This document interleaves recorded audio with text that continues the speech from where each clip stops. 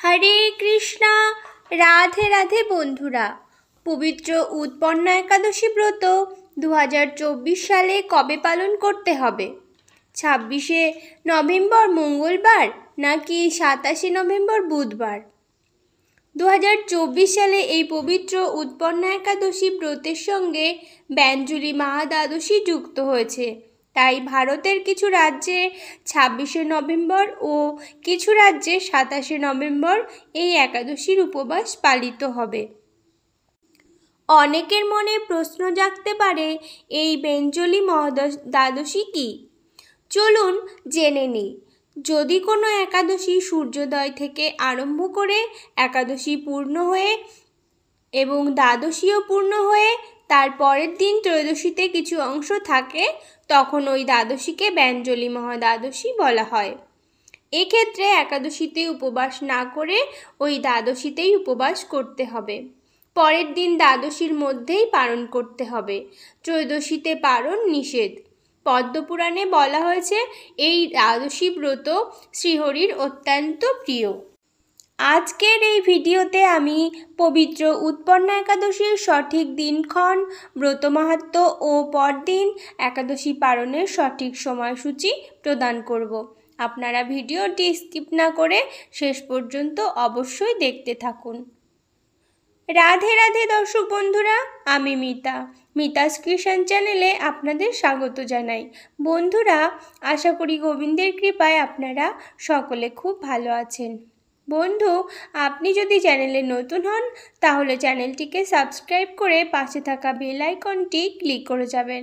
আর ভিডিওটি ভালো লাগলে লাইক করবেন আর কমেন্টে লিখবেন জয় রাধা গোবিন্দের জয়। এবং ভিডিওটি আপনার পরিচিত বন্ধুবান্ধব ও আত্মীয় স্বজনদের উদ্দেশ্যে শেয়ার করবেন এবং ভিডিওটি অবশ্যই শেষ পর্যন্ত দেখবেন। এবার আপনাদের জানিয়ে দেব ভারতের কোন রাজ্যে কবে পালন করতে হবে এই একাদশী ব্রত।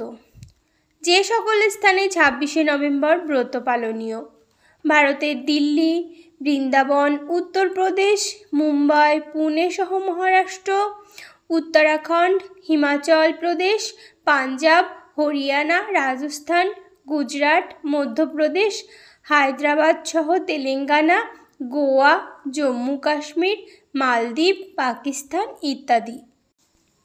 এবার জেনে নিন যে সকল স্থানে 27শে নভেম্বর ব্রত পালনীয়: বাংলাদেশ, ভারতের পশ্চিমবঙ্গ, ভুবনেশ্বর, ওড়িশা, ঝাড়খণ্ড, বিহার, ছত্তিশগড়, বিশাখাপত্তনম সহ অন্ধ্রপ্রদেশ, ব্যাঙ্গালোর সহ কর্ণাটক, চেন্নাই সহ তামিলনাড়ু, কেরালা, শিলং সহ মেঘালয়, গৌহাটি সহ আসাম, আগরতলা সহ Tripura, Mizoram, Manipur, Nagaland, Arunachal Pradesh, Sikkim, Andaman Nicobar, Nepal, Bhutan, Sri Lanka, Myanmar, Malaysia, Singapore, Indonesia, Brunei, Thailand, Cambodia, Vietnam, Philippines, Taiwan, Japan, দক্ষিণ কোরিয়া ইত্যাদি। দর্শক বন্ধুরা, আপনারা সবাই অবশ্যই সঠিক দিনে ব্রত পালন করবেন।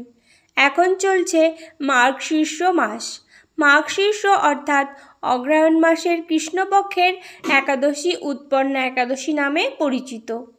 শাস্ত্র অনুসারে এই একাদশী উপবাসের প্রভাবে পূর্বজন্মের সমস্ত পাপ বিনষ্ট হয়। উৎপন্না একাদশীর উপবাস পালন করলে শ্রীহরি বিষ্ণুর সাথে ধন সম্পদের দেবী লক্ষ্মীর বিশেষ আশীর্বাদও প্রাপ্ত হয়। এছাড়াও সেই বাড়িতে কখনো অর্থের অভাব হয় না। পদ্মপুরাণ অনুসারে এই উপবাস পালন করলে ধর্ম ও মোক্ষ লাভ হয়। পঞ্জিকা মতে একাদশী তিথি শুরু ভারতীয় সময় 26শে নভেম্বর মঙ্গলবার রাত 1টা 3 ও শেষ 27শে নভেম্বর বুধবার রাত 3টে 49। দয়া করে সবাই একাদশী ব্রত পালন করুন এবং অন্যকে একাদশী ব্রত পালন করতে উৎসাহিত করুন এবং বেশি বেশি করে হরিনাম জপ করুন এবং ভগবানের কৃপা লাভ করুন। স্কন্দ পুরাণে বলা আছে, যে মানুষ একাদশীর দিন শস্যদানা গ্রহণ করে সে তার পিতা, মাতা, ভাই এবং গুরু হত্যাকারী সমপাপ করে। এবং সে যদি বৈকুণ্ঠ লোকে উন্নীত হয় তবুও তার অধঃপতন হয়। তাই নিজে একাদশী ব্রত পালন করুন এবং অন্যকেও একাদশী ব্রত পালনে উৎসাহিত করুন। একাদশীর আগের দিন, একাদশীর দিন, একাদশীর পর দিন অবশ্যই আমিষ আহার বর্জন করবেন। একাদশীর আগের দিন সংকল্প মন্ত্র পাঠ করে একাদশীর সংকল্প গ্রহণ করতে হয়। একাদশীতে কী কী গ্রহণ করবেন আর কী কী গ্রহণ করবেন না এই সম্পর্কে সংক্ষেপে বলছি। একাদশীতে পঞ্চরবি শস্য অবশ্যই বর্জন করবেন। একাদশী পালনে পরনিন্দা, পরচর্চা, মিথ্যা ভাষণ, ক্রোধ, দুরাচারী সহবাস সম্পূর্ণরূপে নিষিদ্ধ। একাদশী ব্রত পালনের পরদিন পালনের নির্দিষ্ট সময়ের মধ্যে পঞ্চরবি শস্য ভগবানকে নিবেদন করার পর পারণ মন্ত্র পাঠ করে সেই রবি শস্য নিজেকে প্রসাদ হিসেবে গ্রহণ করতে হবে। এইভাবে একাদশীর পালন করতে হয়। একাদশী পালন না করলে একাদশী ব্রত পালনের কোনো ফল লাভ হয় না। তাই আপনারা পালনের নির্দিষ্ট সময়ের মধ্যে অবশ্যই পালন সেরে নেবেন। ভিডিওর শেষে বিভিন্ন স্থানের পালনের সময়সূচি প্রদান করব। একাদশীর দিন অবশ্যই নির্দিষ্ট একাদশী ব্রত মাহাত্ম্য পাঠ বা শ্রবণ করতে হয়। এখন আমি পবিত্র উৎপন্না একাদশী ব্রত মাহাত্ম্য পাঠ করব। উৎপন্না একাদশী ব্রত মাহাত্ম্য।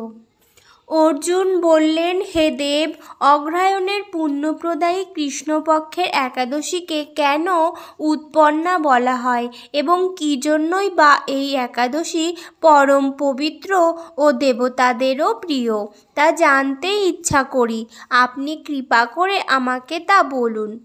শ্রী ভগবান বললেন, হে পৃথাপুত্র, পূর্বে সত্যযুগে মূঢ় নামে এক দানব ছিল।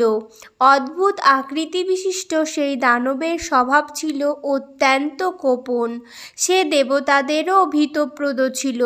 যুদ্ধে দেবতাদের এমনকি স্বর্গরাজ ইন্দ্রকে পর্যন্ত পরাজিত করে স্বর্গ থেকে বিতাড়িত করেছিল। এইভাবে দেবতারা পৃথিবীতে বিচরণ করতে বাধ্য হয়েছিল। তখন দেবতারা মহাদেবের কাছে গিয়ে নিজেদের সমস্ত দুঃখ সবিস্তারে জানালেন।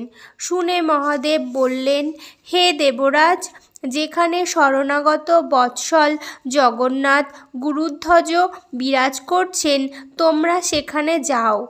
তিনি আশ্রিতদের পরিত্রাণকারী। তিনি নিশ্চয়ই তোমাদের মঙ্গল বিধান করবেন। দেবাদিদেবের কথা মতো দেবরাজ ইন্দ্র দেবতাদের নিয়ে ক্ষীর সমুদ্রের তীরে গমন করলেন। জলে শায়িত শ্রী বিষ্ণুকে দর্শন করে দেবতারা হাত জোড় করে তার স্তব করতে লাগলেন। স্তুতির মাধ্যমে নিজ নিজ দৈন্য ও দুঃখের কথা তারা ভগবানকে জানালেন। ইন্দ্রের কথা শুনে ভগবান নারায়ণ বললেন, হে ইন্দ্র, সেই মূঢ় দানব কী রকম, সে কেমন শক্তিশালী তা আমায় বলো। ইন্দ্র বললেন, হে ভগবান, প্রাচীনকালে ব্রহ্মবংশে তালোজ্জঙ্ঘা নামে এক অতি পরাক্রমী অসুর ছিল। তারই পুত্র সেই মূঢ় অত্যন্ত বলশালী, ভীষণ উৎকট ও দেবতাদেরও ভয় উৎপাদনকারী। সে চন্দ্রাবতী নামে এক পুরীতে বাস করে। স্বর্গ থেকে আমাদের বিতাড়িত করে তার স্বজাতি কাউকে রাজা, কাউকে অন্যান্য দিকপাল রূপে প্রতিষ্ঠিত করে এখন সে দেবলোক সম্পূর্ণ অধিকার করেছে। তার প্রবল প্রতাপে আজ আমরা পৃথিবীতে বিচরণ করছি। ইন্দ্রের কথা শুনে ভগবান দেবদ্রোহীদের প্রতি অত্যন্ত ক্রোধান্বিত হলেন। তিনি দেবতাদের সঙ্গে চন্দ্রাবতী পুরীতে গেলেন। সেই দৈত্যরাজ শ্রীনারায়ণকে দর্শন করে পুনঃ পুনঃ গর্জন করতে লাগল। দেবতা ও অসুরের মধ্যে তুমুল যুদ্ধ শুরু হয়ে গেল। যুদ্ধে দেবতারা পরাজিত হয়ে এদিক ওদিক পালিয়ে গেল। তখন যুদ্ধক্ষেত্রে শ্রীনারায়ণকে একা দেখে সেই দানব তাকে দাঁড়াও দাঁড়াও বলতে লাগল। শ্রী ভগবানও ক্রোধে গর্জন করে বললেন, রে দুরাচার দানব, আমার বাহুবল দেখো। এই বলে অসুরপক্ষীয় সমস্ত যোদ্ধাদের দিব্য বাণের আঘাতে নিহত করতে লাগলেন। তখন তারা প্রাণ ভয়ে নানা দিকে পালাতে লাগল।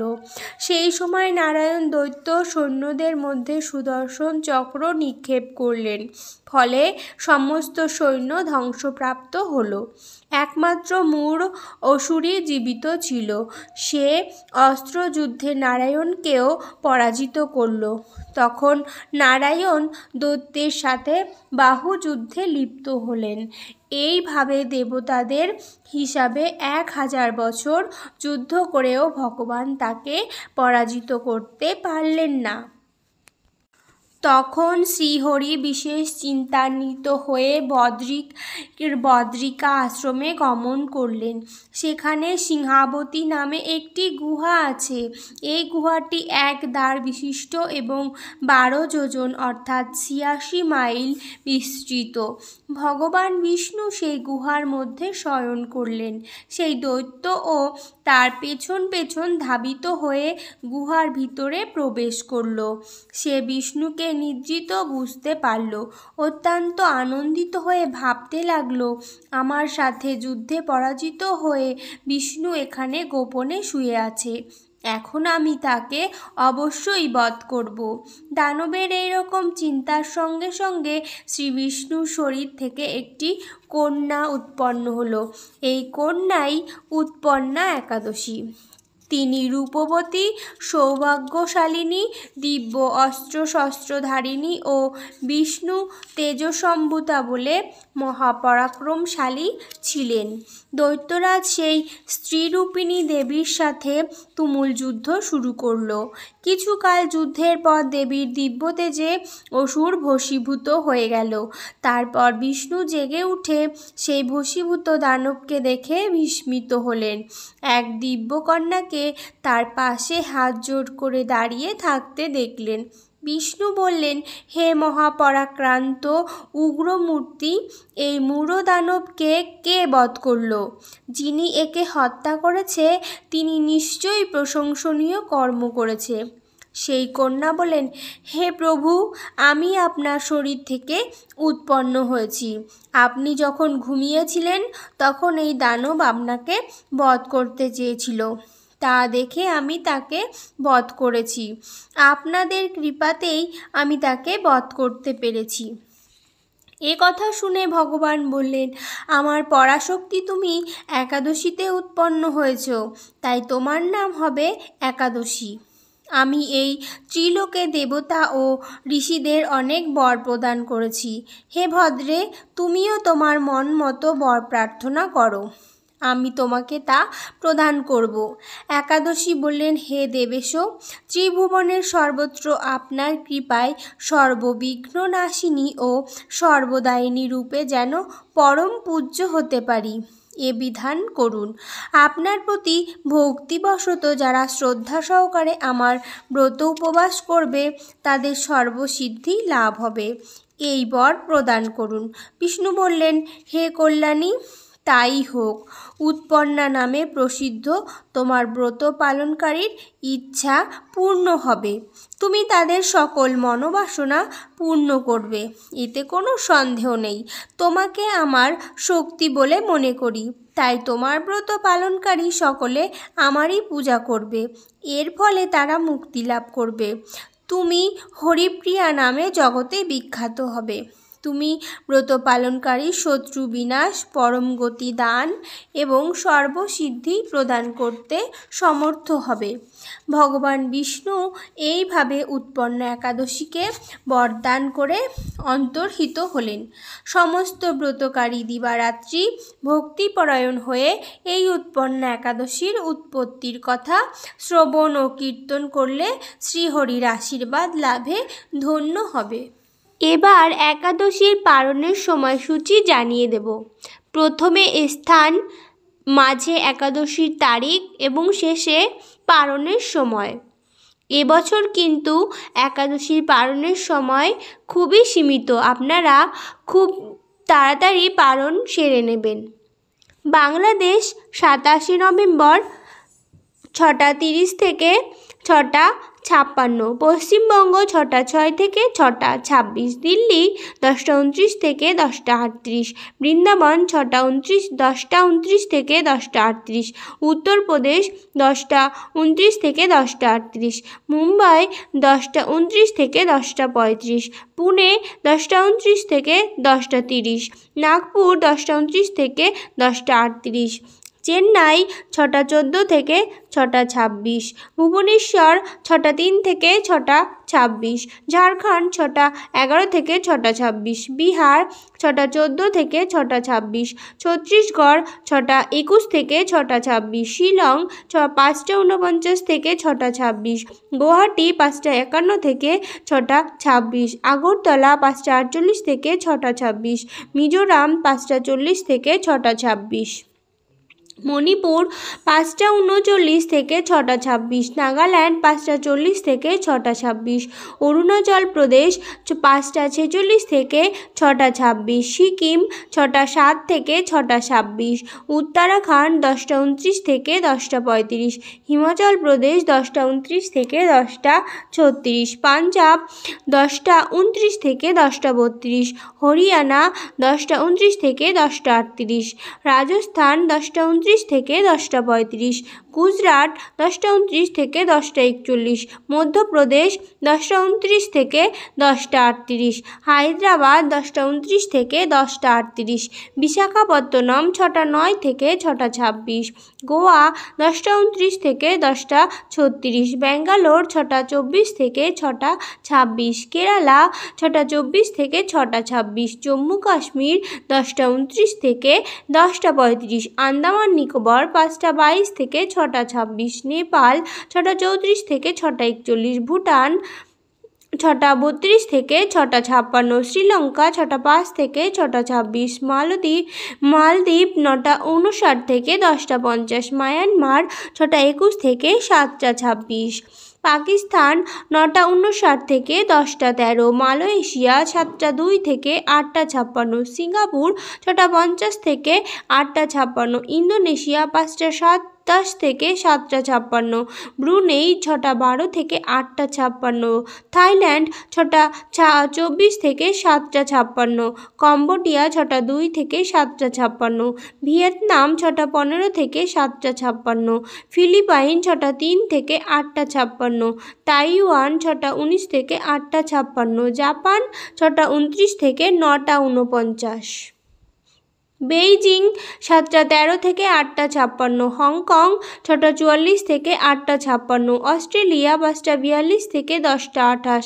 নিউজিল্যান্ড 5টা 43 থেকে 10টা 40, দুবাই 8টা 59 থেকে 10টা 18, সৌদি আরব 7টা 59 থেকে 9টা 53, বাহরাইন 7টা 59 থেকে 9টা 38, কুয়েত 7টা 59 থেকে 9টা 51, কাতার 7টা 59 থেকে 9টা 34, ওমান 8টা 59 থেকে 10টা 5। দর্শক বন্ধুরা, আশা করি ভিডিওটি আপনাদের খুবই উপকারে আসবে। আর ভিডিওটি ভালো লাগলে লাইক করবেন আর কমেন্টে লিখবেন জয় রাধা গোবিন্দের জয়, এবং ভিডিওটি আপনার পরিচিত বন্ধুবান্ধব ও আত্মীয় স্বজনদের উদ্দেশ্যে শেয়ার করবেন। সকলেই ভালো থাকুন এবং সুস্থ থাকুন, এই কামনা রেখে আজকে এখানেই শেষ করলাম। নমস্কার, ধন্যবাদ। ঈশ্বর আপনার মঙ্গল করুক। জয় শ্রীকৃষ্ণ, রাধে রাধে।